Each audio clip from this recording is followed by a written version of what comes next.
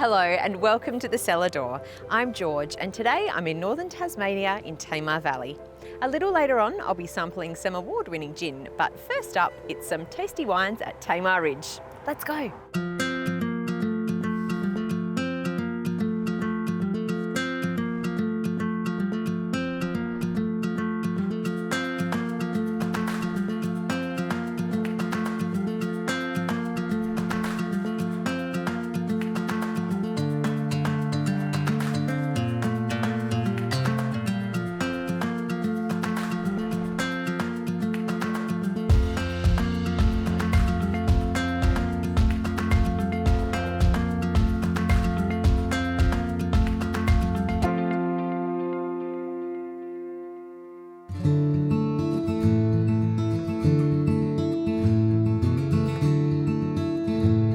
I'm starting my journey in Tasmania's Tamar Valley, northwest of Launceston. It's a region rapidly carving out a reputation as producing some of Australia's top Pinot Noir.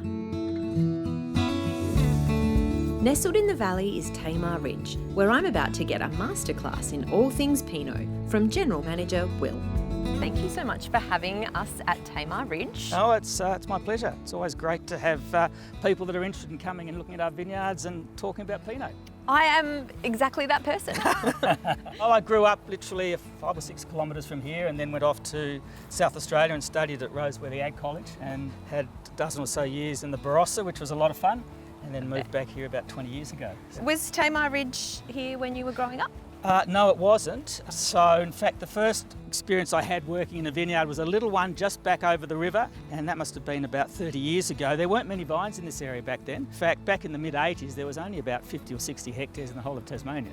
So, in this What are we looking at now? Probably 2,500 hectares. So, That's a yeah, bit of an so increase. it's still small, but you know, Tasmania is becoming really well known, obviously for Pinot, for sparklings. You know, we don't make massive volumes, but the quality of what's coming out of Tasmania and the value of our wines is very high, and that's really where we want to be. It's the same with everything in Tasmania. You're never going to get massive volumes, but we're going to whatever we do, there's quality and there's real integrity to the product. So that's what we try to focus on.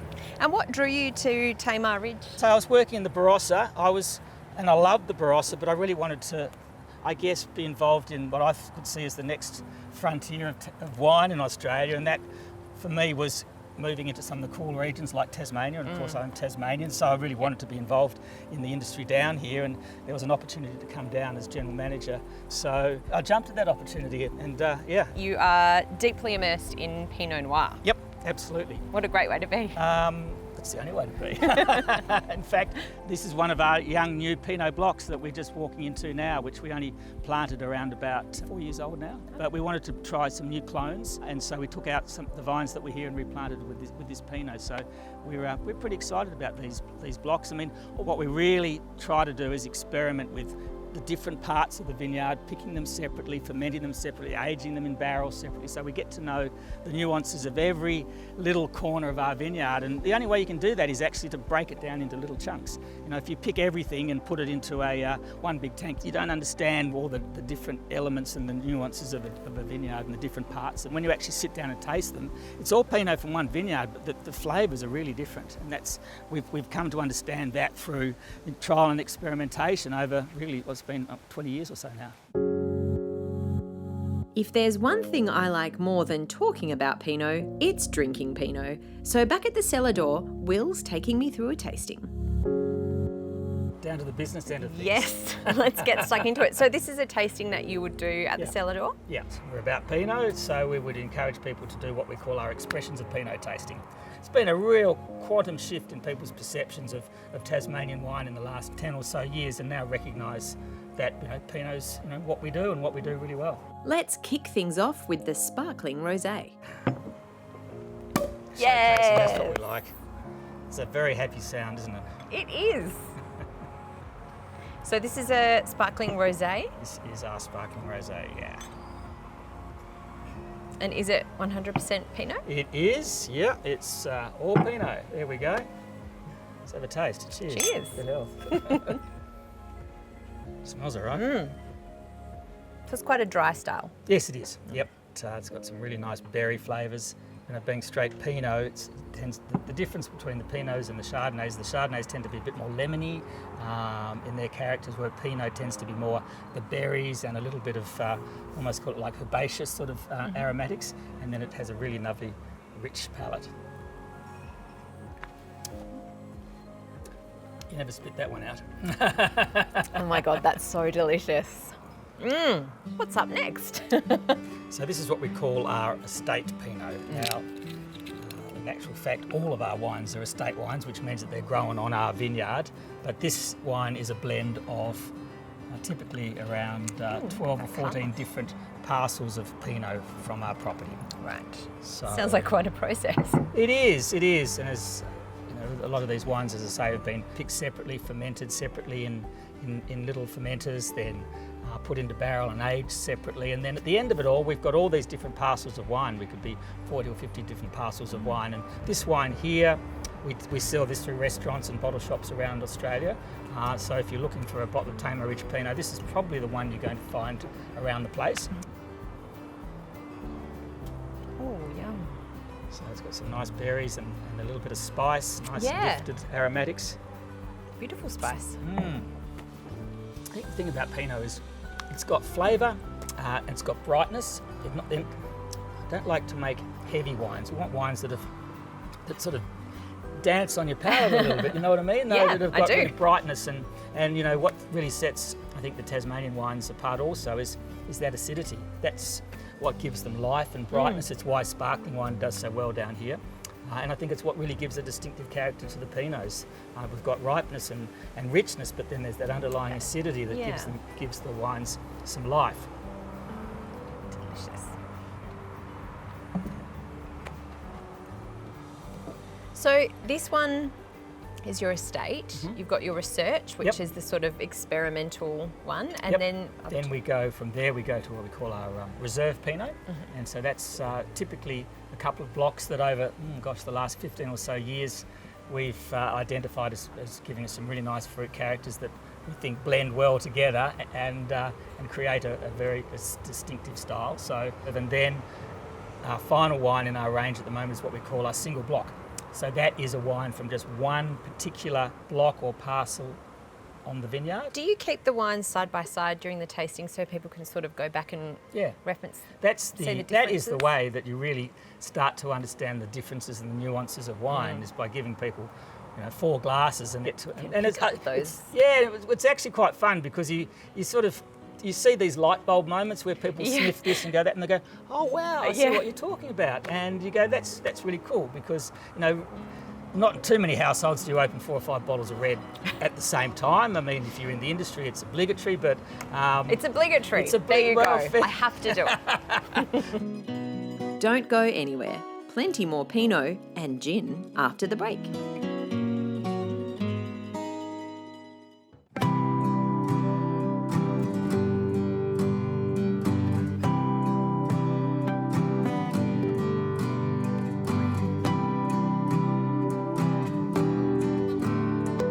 In the vineyard, and Will is walking me through one of the Pinot blocks. So with 40 different blocks, how do you stay across that many different... It's a big job. Yeah. Our senior winemaker, Tom Wallace, that's, so much of what he does is about the logistics of managing those different blocks, working out when to pick them, making sure that during harvest he's got enough little tanks and big tanks to be able to accommodate the various volumes of grapes that come off the different parcels. And then, it's a massive job to follow that through the winery, through the fermentation, and then once that fermentation's finished, and then into barrel, and then the blending. And so, but that's when people ask the question, why does a wine cost more than another one?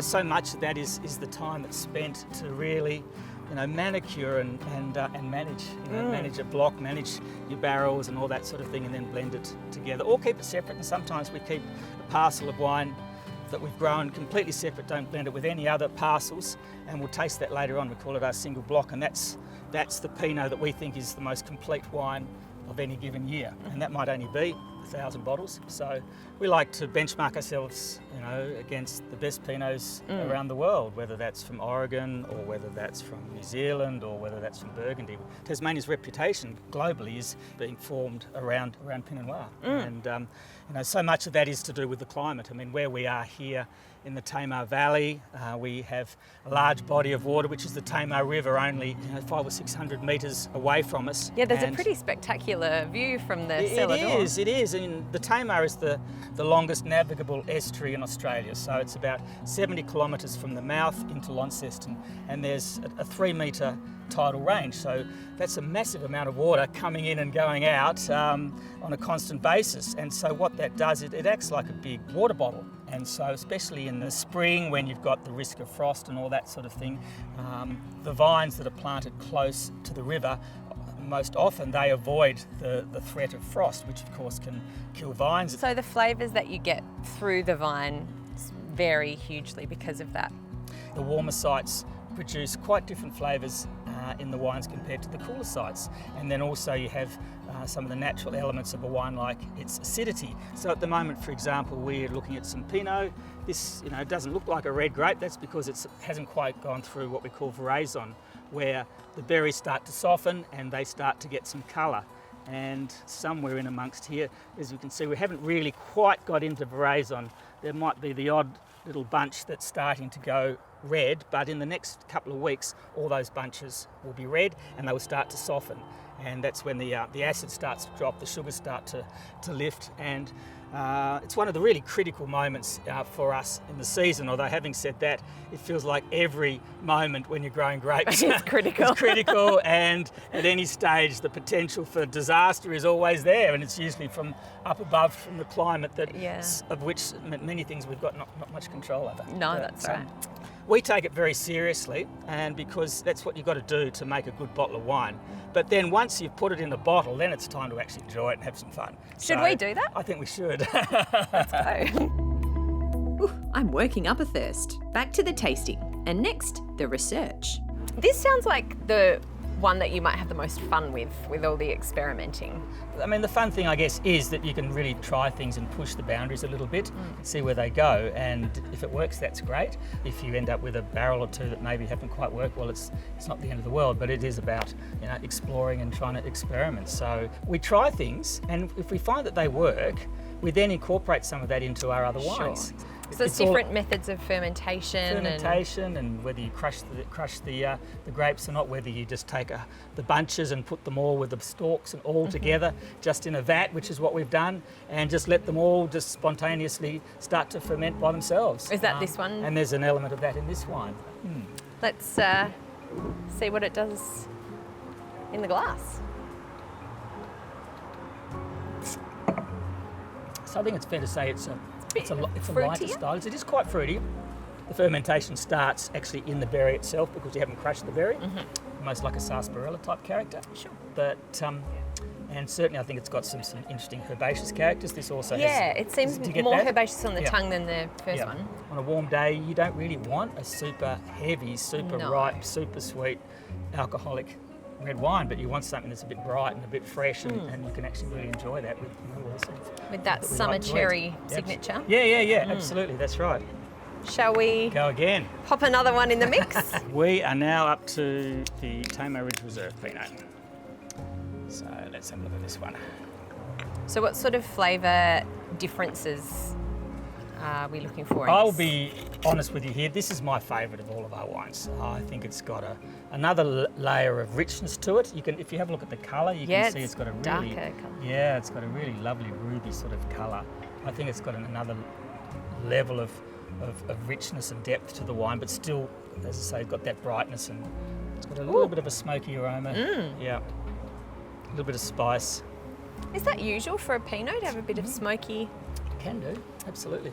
But can you see the palate? It's got a real sort of mouth-coating richness to the palate. Okay, and the final in the lineup? Right, the single block. Single block. Single block, here we go. It's quite funny. Often winemakers and managers are loath to say they have a favourite, So this single block's got a bit to live up to. Yeah, all right, we'll see what you think. So this is now a 2017, so it's a couple of years older. So it's had a couple of years sitting in the bottle to mature. So if you look at the colour, it's got just a little bit of extra density to the colour. Yeah. But it's also showing that it is a couple of years older, and in that it's not quite as sort of bright and vibrant as the Yeah, if we go back. some of these other wines. But it's got a lovely depth to it.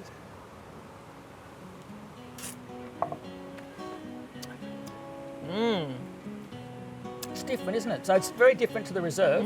Very different flavour. If we can run people through a tasting and you walk out going, I think I've learned a little bit of something about Pinot and about Tasmania, then I think we've done our job at the Cellar Door. So that's what we try to do. Job done, Will. There you go. Thank you so much for sharing Cheers. your Good wines health. with me. My pleasure. After the break, it's time for gin. Floral gin. Gosh, it's a tough life.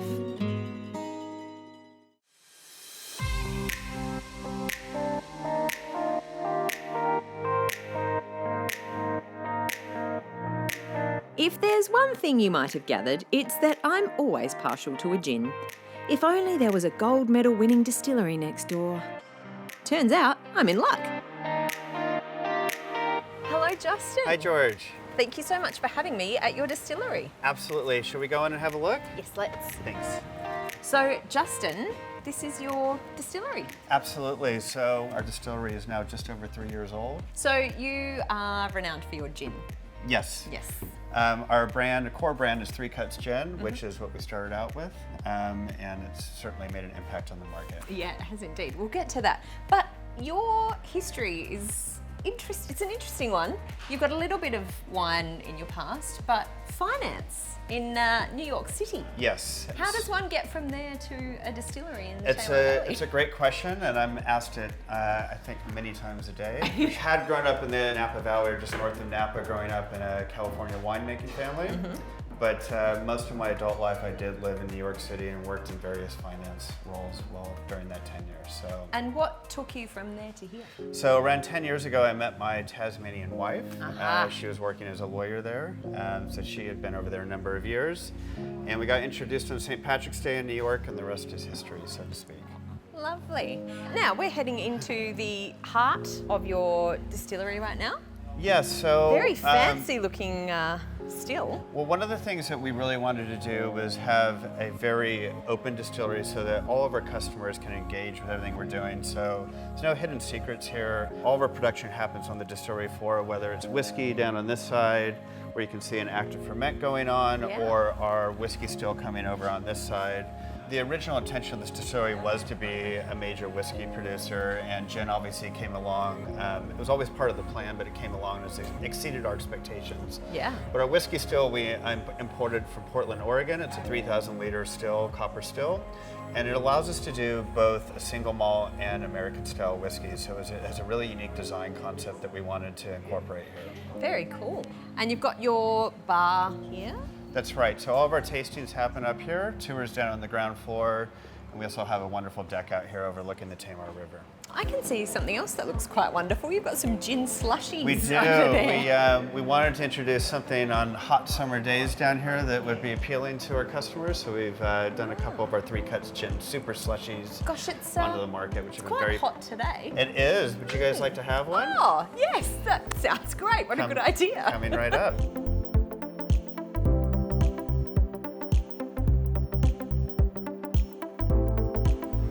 Thank you very much. Thanks, Erica. So it's a beautiful spot that you're in. Yeah, we have a really fantastic spot here in the heart of the Tamar Valley. And this building was a winery? This was a former winery built in the late 90s. It sat idle for well over 10 years. When I came looking for a distillery location, this was just fit everything we needed for a distillery as a craft distillery. It was a beautiful 2-floor building with room to grow, and so we set out on renovating it shortly after I moved here. So what was it that drew you to this particular location? The famous, iconic Tamar Valley wine route was just too good to pass up. Most distilleries, would be lucky to be in an industrial yard, or you might have a small location in the city. But being in the major wine route was just an amazing opportunity you would find. Yeah. And then right next door, obviously having Tamar Ridge, which is a really established brand and name, it's just a fantastic opportunity. I always wanted to come back to my passion project, which was a craft distillery. found this location during one of my trips back to Tasmania. And you're still running it solo, or you've got a bit of help, I During assume? one of my early trips here, I got introduced through a friend of the family to Brett Colson. Brett's a former brewer, and I thought he'd make an excellent addition to the team. So I brought Brett on early days, and he's now our lead distiller.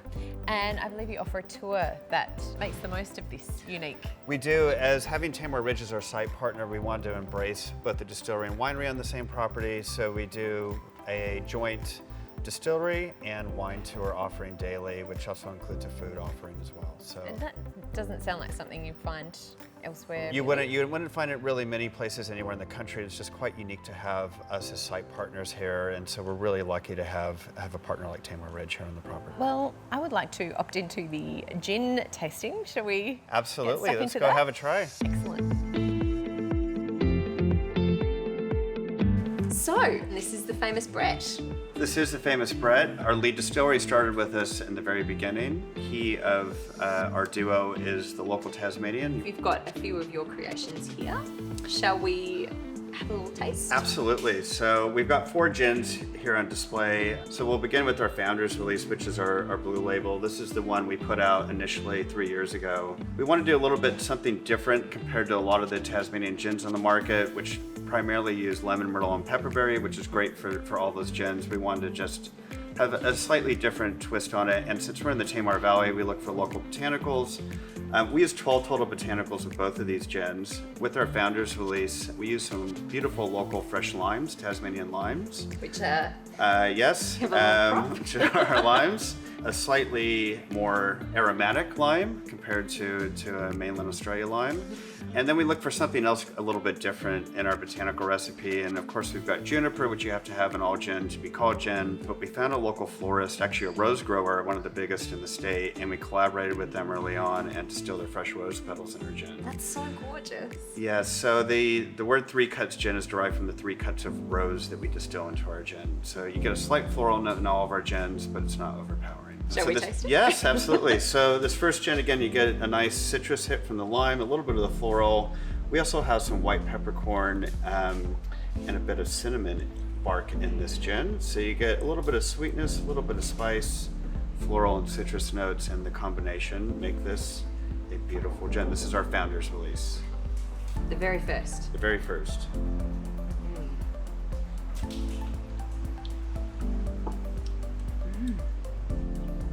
There's a hint of rose, but it's not at all not what I was expecting. No, we didn't. If you have too much floral don't up want to be front, then it drinking will perfume. overpower it. Yeah, we Yeah. didn't want that. We wanted a balanced gin, but also has slight floral notes, and then you do get it towards the back end. Yeah. A splash of soda or tonic will open the florals up a little bit as well in this gin. And, you could drink it with soda water, tonic, a light, or a great base for cocktails as well. Like a gin slushy. Like a gin slushy. Perfect. That's lovely. And it's not just gin they distill here. Being American in Tasmania, certainly I think it'd be a shame if we didn't embrace a little bit of my background, and so we really wanted to embark on trialing a little bit with you call it American style whiskey, which would be a rye or a bourbon or a corn whiskey. But all the equipment we have, the whiskey equipment, is from the States actually, which allows us to do different types of whiskey. So we are in the process of doing our first corn whiskey as we speak right now with all Tasmanian grown grains. What a lovely marriage of American and Tasmanian. So how long do we have to wait for that one? A little while. Come back in a couple of years and Yeah, we'll be getting yeah. closer. Yeah. Is your single malt released yet, or is it?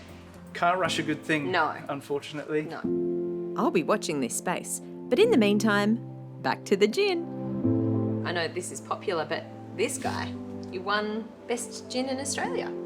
Pretty good. Last year was a good year for us, yeah. So whereas the Founders release is a little bit more that floral, earthy, a little bit of that lime hit at the start.